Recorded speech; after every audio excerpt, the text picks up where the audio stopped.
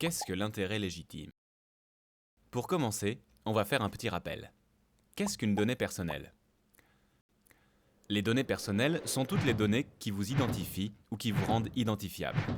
C'est par exemple votre nom de famille et votre adresse. Bref, des données toutes personnelles.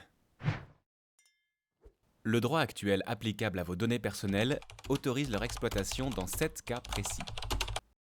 Lorsque vous y avez consenti, afin d'exécuter un contrat conclu avec vous, en cas d'urgence médicale, lorsque cela est exigé par la loi ou l'intérêt public, pour un intérêt historique, statistique ou scientifique, dans l'exercice de la liberté d'expression, lorsque cela est dans l'intérêt légitime d'une entreprise.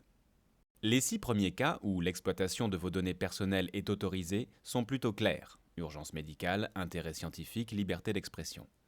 Mais le 7e cas est beaucoup plus ambigu.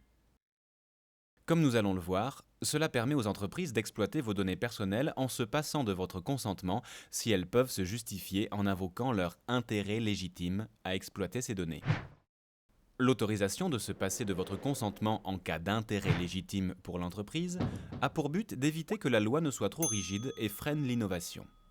Mais sans définition et limite claire de la notion d'intérêt légitime, les entreprises peuvent utiliser cette autorisation pour décider que leur intérêt à exploiter vos données est plus grand que le tort que cela pourrait vous causer.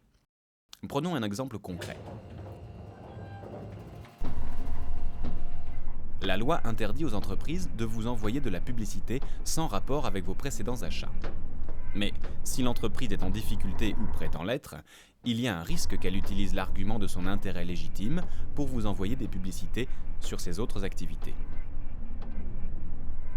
En conclusion, pour l'instant, la notion d'intérêt légitime n'est pas assez définie par la loi.